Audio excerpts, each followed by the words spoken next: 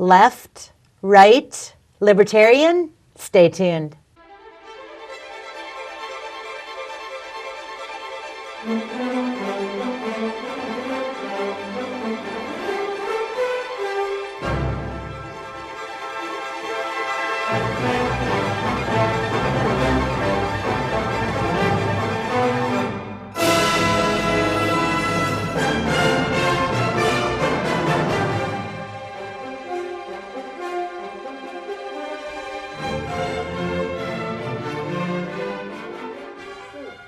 Hi, I'm Sue Jeffers for Libertarian Viewpoint.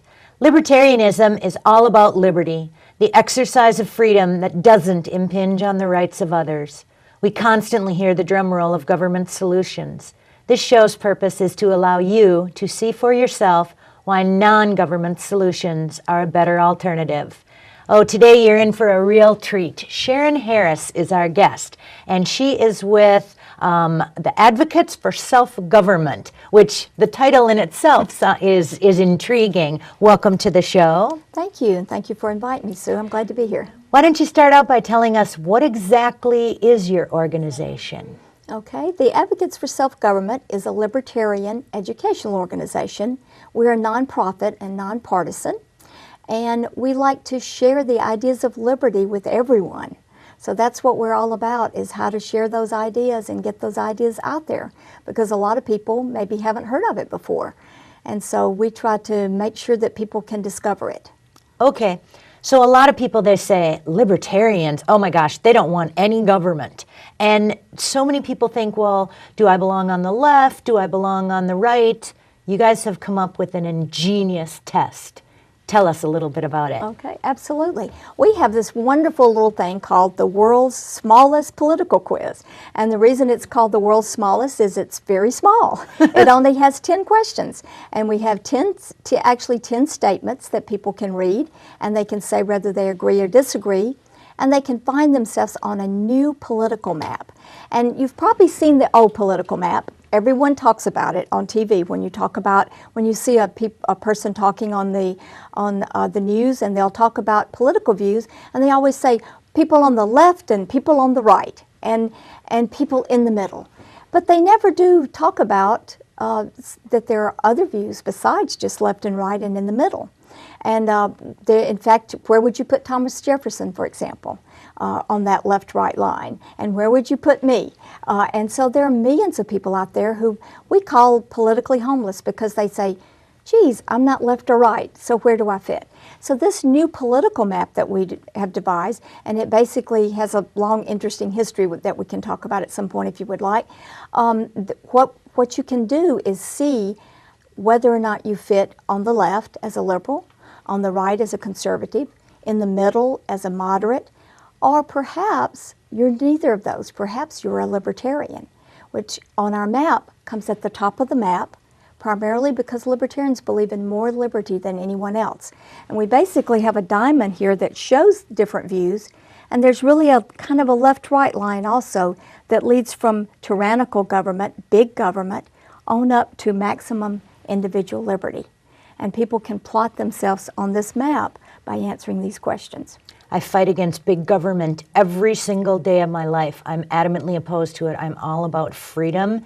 But give us a few examples of the type of questions that somebody might have to answer that would lead them into the big government sector. Okay, we talk about basically two kinds of freedom. So we're talking about economic liberty, and we're talking about personal liberty. And the difference between those, economic, we're referring to exchange of goods and services, your business, what you do, what you sell, what you buy, how you enter into agreements with each other. Then on the personal side, it has to do with your personal life, basically what you do in your own home, what you do in your own bedroom, who you marry, who you associate with, freedom of speech, the Bill of Rights kind of freedoms. That's what we're talking about on the left. And what we find out, what's really interesting, is liberals tend to be in favor of those personal liberties. They want you to be able to marry who you want to. They want you to have somewhat freedom of speech, and they want you to be able to decide what you eat and drink and this kind of thing. And so they are self-governors on personal issues. Now, they're really not liberal on those issues. On those issues, they're libertarian because they believe in individual liberty rather than government control of your personal life. But what happens a lot of times is people who call themselves liberals or progressives, they want government to get involved in your business. They want government to tell you who you can sell to, who you can hire, how much you can pay your employees, what you can charge for your goods and services, and all of those things. So in that area, they're for big government. Then we find over on the other side people who call themselves conservative. And you hear conservatives talking about the free market and how they want free enterprise and they want business to be able to operate free of government. And they talk about that a lot. And on those issues, when they do really believe in freedom to do business, they are libertarian on those issues. But then they turn around and say, well, we want government to get out of your business, but I tell you what, we want government to tell you what you can do in your own home. We want government to tell you whether you can smoke a little weed or not. We want government to tell you who you can marry and who you can't marry. And so in those areas, they are for big government. So libertarians are for small government in both areas. They are for individual freedom in both areas. So that's what distinguishes libertarians from conservatives and liberals. And a lot of times somebody who calls himself a conservative, for example, because they believe in the free market, they've never really thought about they're really libertarian in that area. So they really agree with us. I think you're right because I think of a lot of the things that we fight here in Minnesota, whether, and all across the country. I shouldn't just limit it to Minnesota.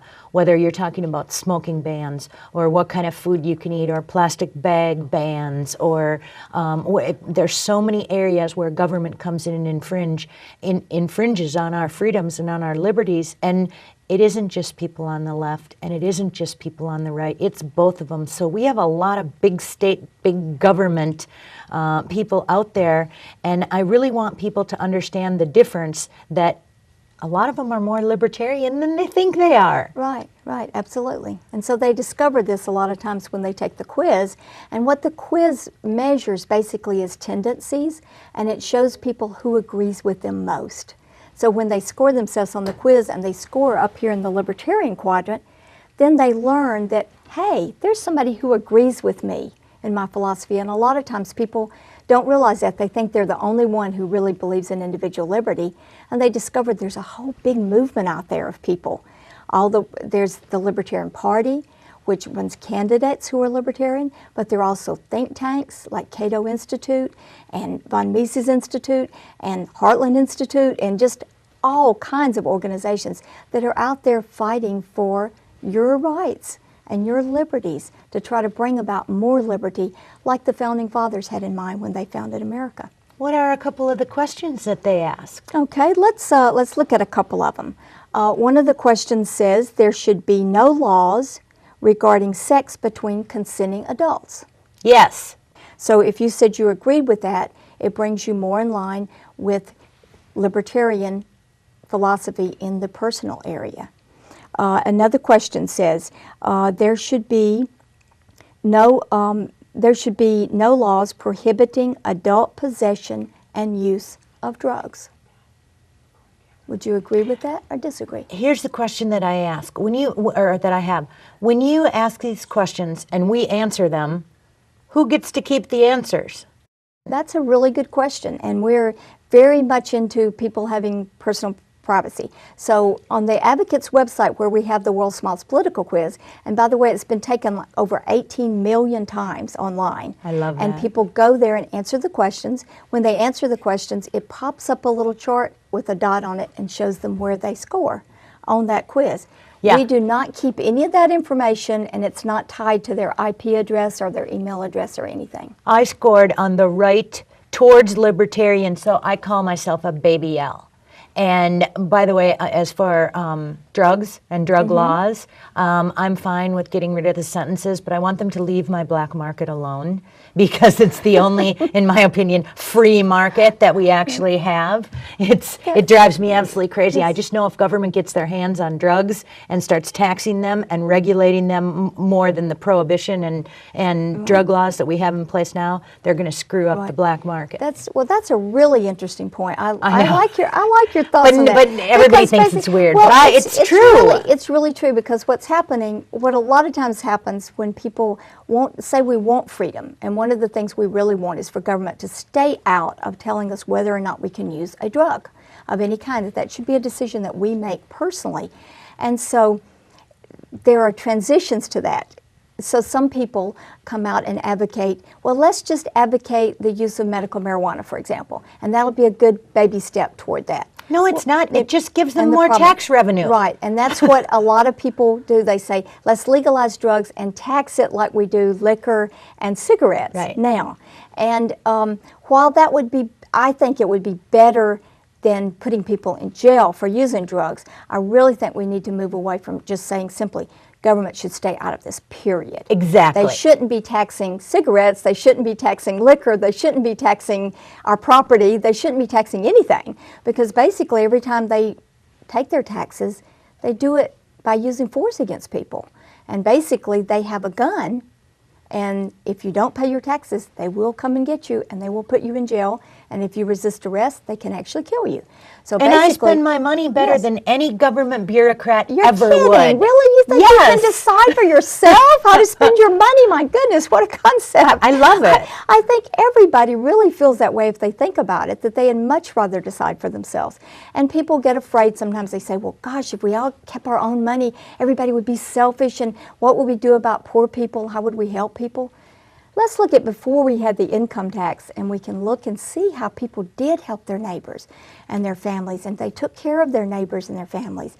And people are very generous. But let me tell you 2 reasons why people are not as generous as they used to be. One is because they're paying so much in taxes that they don't have any money left over to give to people to help. And the other thing is they think the government's taking care of it. And in fact, the government really isn't taking care of it, because if we look at the welfare programs that the government conducts and we compare them with private charities, just look at that. People should ask themselves a question. What if you won the lottery and you had $1 million and you had always wanted to help people? And so you said, I'm going to take all this money and I'm going to give it to the poor. And you have a choice. You can give it to the government welfare program and they will distribute it, or you can give it to a private charity that has a record of getting 80 to 90% of the money to the poor.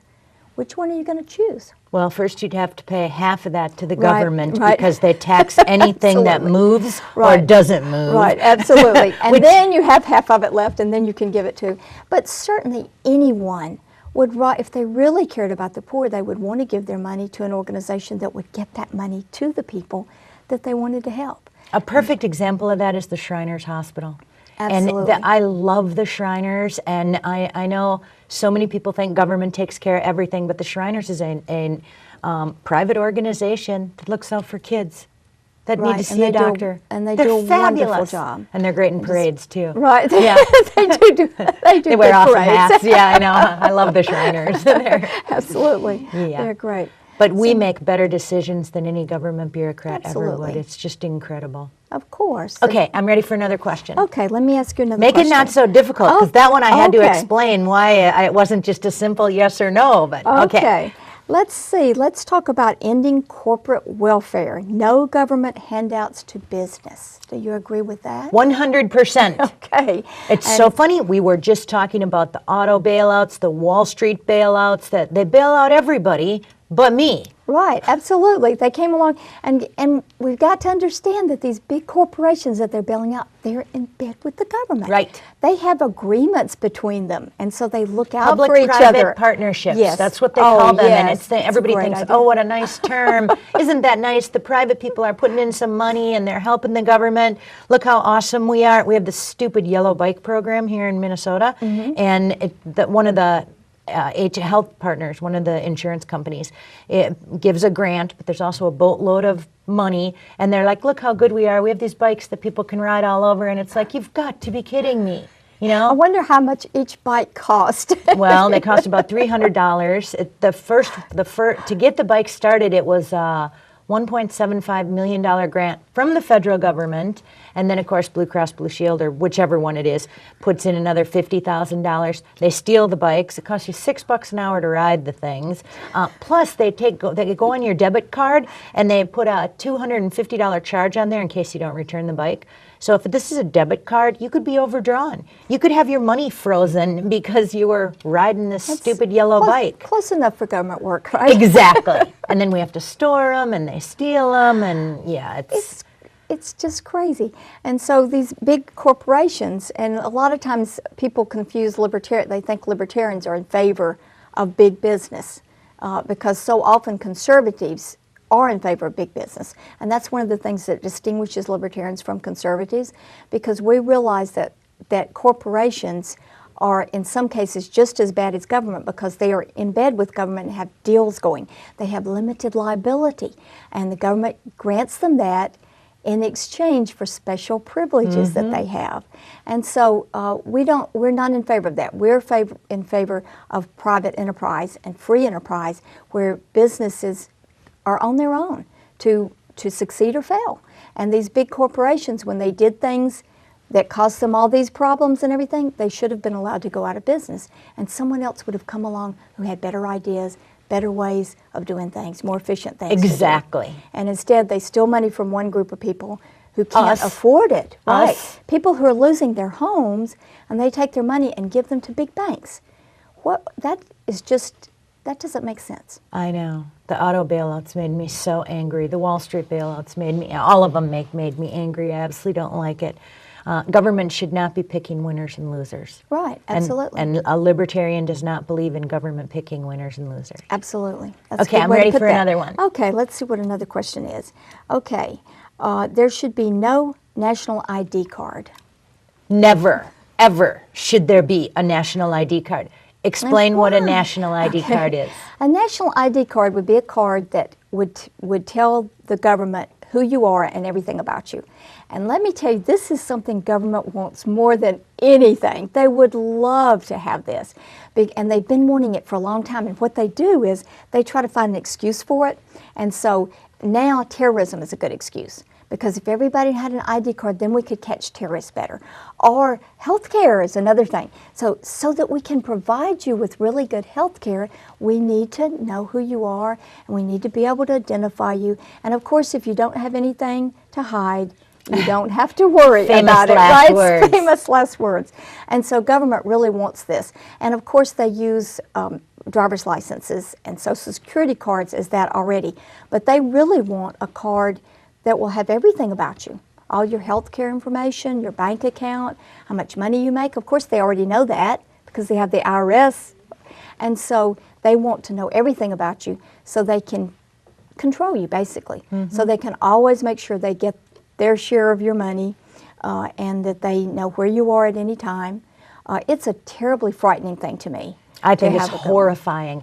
And I think the way that they're going to I agree with you, they've been trying to get this through for years, and I think the way they're going to ultimately get it through is they're going to take little segments of the population, whether it's truck drivers or captains of ships or whatever it is, and they're going to start mandating that police officers, whatever, in each individual little group has to have this ID, this national ID, and then ultimately it'll spread so far that everyone will have them. Although Obamacare may be just the avenue that they're looking for if, hopefully, the Supreme Court doesn't overturn Obamacare and the legislature doesn't repeal every last word of it, because I don't trust them. Every last word has to go. That may be one way they get it done.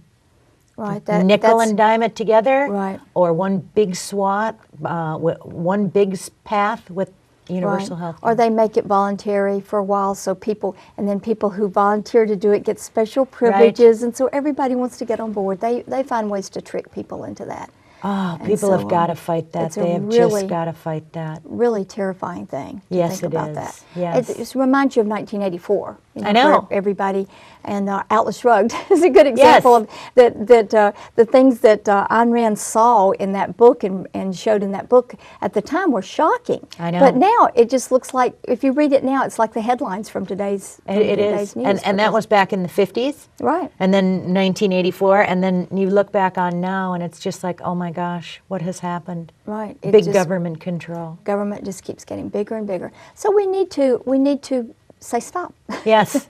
I'm And more so- than ready to say right, stop. absolutely. I'm more than ready So- to say stop. So Okay, the are we more going to do things- another the more question? things we can get them out of, the better. But we can't do all 10 questions because I want them to Okay. go to your website. I want them to take Right. the test. I want them to find out where they fall on the spectrum because I want people to understand it's not a straight line. Right, You it's can not be a all straight line. over. You can and be if all over here, you're a big right. government person, they're not my friend. I do not like big government types.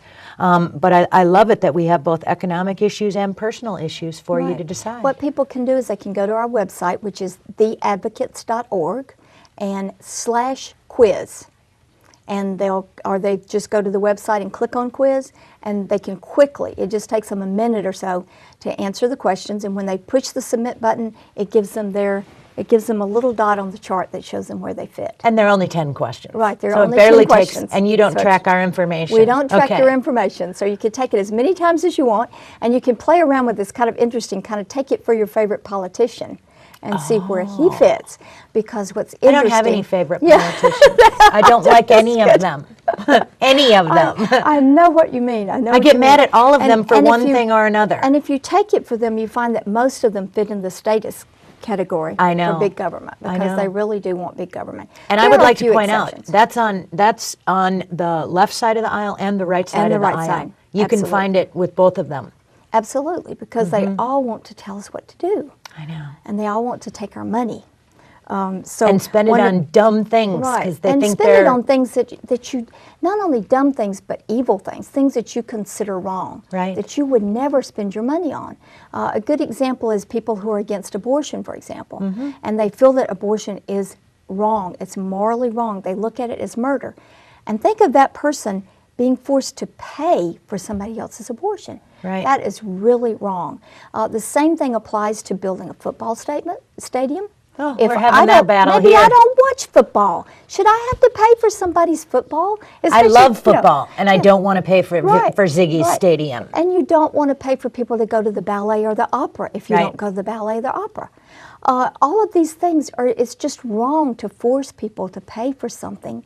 If somebody really wants the opera or ballet or football stadiums, people will find a way to pay for them and make a profit off of them. Mm-hmm. If there's not a market for it, they won't be able to get the money for that, and that's the way it should be. Yeah. So that one other good example here is people should control their own retirement, privatize Yes. Social Security. Yes. You agree with that too? You're just And a I'm very old. agreeable person here. And I'm old.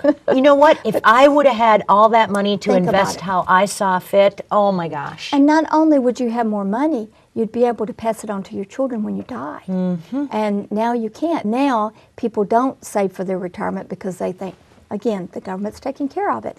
And look what's happening. It's going broke. The young people now know that it's not going to be there for them when they retire. And so we look at how, like you said, people would retire. There's a book called The Nation of Millionaires that just greatly shows how people who, if they just saved the amount that they were spending on Social Security, that they could retire as millionaires. Instead, we retire and get $1,000 or $2,000 a month, and when we die, all of that's gone. Yeah. And we're not able to get back the money that we put in. I really want to see that changed, and I think we're getting to the point with a lot of the entitlement funding where there just isn't enough money. There just isn't. There's too many retired people, not enough worker bees, and eventually we're going to run out of it, and we're going to have to think of something. It makes me furious when I think not only does government come in and try to tell you how to plan your retirement, but they tell you how you can save your money to retire. Yeah, you can save money to retire, but only if you put it in 401k. Right. Or only if you put it here, and you can only do this much a year. And I'm like, Why is government telling me all these things about how I can retire and then telling me I can have a little bit of my money back at the end? Right. It's outrageous. Yeah. I mean, it's really outrageous. You wouldn't let anybody else do that to you. You No. know? So somehow government decides that they can do all of this. And if you had all that money that they took out of your check, you could make so many different decisions for your financial well-being believe me, over your whole I just life. got through doing my taxes. As a lot of people watching this have just gotten through doing their taxes, and if they look at how much they pay, I hate it when people say, "Oh, I didn't pay any taxes. I'm getting money back," like it was they're getting this bonanza. Oh, goody, I'm getting money back. They don't even notice. One of the biggest things that government ever accomplished was to get withholding tax, so that people don't even notice it. If you ask them how much they make, they tell you their take-home pay. Right. And they don't notice that it's taking, and you ask people, well, what's your biggest expense? And they'll say, oh, probably housing or health care, or they think of all kinds of things. No one thinks that taxes most likely are their biggest expense. And you look at the end of the year how much you paid and think what you could do with that money. I know. When I had a family gathering, and we were talking about taxes, and everybody was saying, "Oh, I'm only getting this, $100 back," or I'm like, wonderful. You should never give the government your money to keep and use all year long. Right. You should be Tax using it yourself. Interest free. Exactly. Just loan them money for the year. Exactly. But so many people don't get it. Right. Yeah. They really don't. Yeah. Okay, we're running out of time here, so down to our last few minutes. Tell us what else you do. Advocates for Self-Government. I had fun with your test. Right. I'm a baby L, Yes. and I do lean to the right, of course. You can tell just by talking to me, I'm sure. You don't sound like you lean to the right at all. You sound like you're on the very top. That's what you sound like. No, I got a few things that I do lean to the right on. It's only 10 questions, but what else do you do? You go around, you help people understand, Right, where do I fall? Am I, what political leanings do I have? And then Right, we help people do that, and we also help libertarians, and there are a lot of people in their audience who may discover that they are libertarians, and they think, well, what do I do now? And one of the things you want to do when you learn something new and you are excited about it is you want to tell other people about it. So that's another thing that we do at the Advocates, is we help libertarians learn how to talk about these ideas, learn more facts about the different things, and be able to communicate those ideas with their friends and family so that they can share the great ideas. Because libertarian is a great idea. I mean, it's an idea who really it's a cause basically that makes all other causes possible, because the more liberty we have, the more innovation there is, the more prosperity there is for everyone, there's more abundance for everyone. Freedom brings about all those great things. So people have the time and the money and the energy to give and to create, bring about great things, art, charity, all of these things. And it comes out of the amount of individual liberty we have. So this is exciting, and it's fun, and it's changing the world. And so when people do want to do that, we help them do that more effectively. Well, we're out of time. If you find yourself agreeing with our guest, you might be a libertarian. To find out, take the world's smallest quiz at www.theadvocates.org. Remember, Libertarian Viewpoint brings you the non-government, liberty-based solutions that other media refuse to tell you about. Liberty works and is always the best choice. If anyone in government can prove otherwise, I challenge them to speak up. To view past shows, search YouTube using Libertarian Viewpoint. Thank you for watching, and stay tuned to other shows of Libertarian Viewpoint.